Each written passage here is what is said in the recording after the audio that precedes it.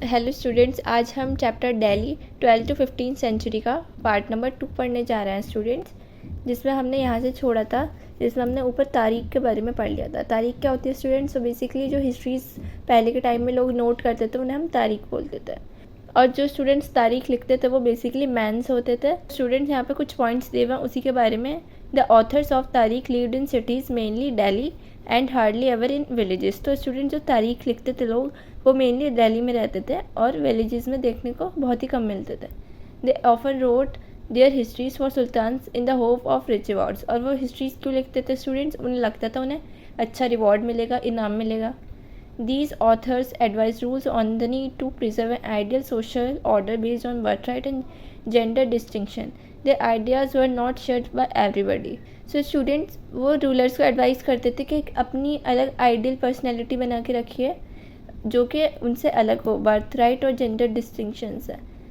So students यहाँ पे birth right और जेंडर डिस्टिंक्शन बताया गया है। बर्थ राइट स्टूडेंट्स बेसिकली वो होता है जो चीज़ हमें एज बर्थ मिल जाती है। फॉर एग्जांपल कोई गरीब तो उसे बचपन से उसे वो काम मिल जाएगा जो उसके बड़े बूढ़े करते आ रहे हैं। सो स्टूडेंट जेंडर डिस्टिंक्शन में वुमेन एंड मैन में डिफरेंस किया जाता है। ये कहा जाता है कि mans are more superior than women. तो स्टूडेंट्स जैसे कि यहाँ पे बताया हुआ है, in 1236 sultan Iltutmish daughter Razia become sultan. तो इल्तुतमिश थे किंग, उनकी डॉटर रज़िया वो सुल्तान बन गई थी उस टाइम पे। सो स्टूडेंट जो उस टाइम के क्रोनिकलर थे मिनहाज ई सिराज, उन्होंने उसे देखा कि वो बहुत ज़्यादा अच्छी हैं, क्वालिफाइड उनके ब्रदर से ज़्यादा।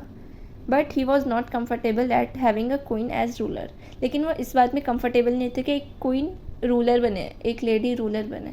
Nor were the nobles happy at her attempts to rule independently. ना जो उसके साथ वाले लोग थे वो खुश थे कि वो एज अ क्वीन इंडिपेंडेंटली कैसे रूल करी हैं। She was removed from throne in 1240। फिर उन्हें 1240 में थ्रोन से हटा दिया गया। सो स्टूडेंट्स उन्होंने बेसिकली 4 ईयर्स ही रूल किया। सो स्टूडेंट्स यहाँ पे क्रोनिकलर वर्ड यूज़ हुआ गया है। जो उस टाइम पे तारीख लिखते थे मीन्स हिस्ट्रीज लिखते थे वही लोग क्रोनिकलर होते थे। सो इस पेज पे स्टूडेंट्स मिनाज सिराज की हिस्ट्री जो उन्होंने रज़िया के बारे में सोचते थे वो उस टाइम वो लिख रखी है। आप इसे एक बार रीड कर लीजिएगा। तो स्टूडेंट्स यहाँ से हमारा नेक्स्ट टॉपिक है a closer look administration under Khaljis and Tughlaqs. तो जो खलजीज लोग आए थे और तुगलक्स उनके अंडर में एडमिनिस्ट्रेशन कैसा रहा। The consolidation of a kingdom as vast as the Delhi sultanate needed reliable governors and administrators. इसमें बताया कि जैसे जैसे किंगडम और स्ट्रॉन्ग बनता गया और बड़ा बनता गया, दिल्ली सल्तनत को और अच्छे गवर्नर्स और एडमिनिस्ट्रेटर्स की ज़रूरत हो गई। rather than appointing aristocrats and landed chieftains as governors, इन लोगों को अपॉइंट करने के बजाय the early Delhi sultan specially Iltutmish favoured the special slaves purchase for military services called bandagan in Persian. Students उन्होंने किसी एरिस्टोक्रेट्स मीन्स कोई अच्छा टाइटल वाला जो मतलब बड़े लोग हो उन्हें अपॉइंट नहीं किया। सो स्टूडेंट्स उन्होंने किसी बड़े लैंडेड या फिर किसी पहले ही जान पहचान वाले जिनका सोसाइटी में अच्छा टाइटल हो उन्हें एज अ गवर्नर अपॉइंट नहीं किया। और जो इल्तुतमिश थे उस टाइम किंग, उन्होंने अपने स्लेव्स यानी कैदियों को परचेज किया अपनी मिलिट्री सर्विसेज के लिए, जिन्हें उस टाइम पर्शियन में बैंगडगन कहते थे। तो स्टूडेंट्स यहाँ से ये क्वेश्चन आ सकता है बैंगडगन कौन थे? जो स्लेव्स थे। They were carefully train to man some of the most important political offices in the kingdom since they were totally dependent upon the master the sultan could trust and rely upon them.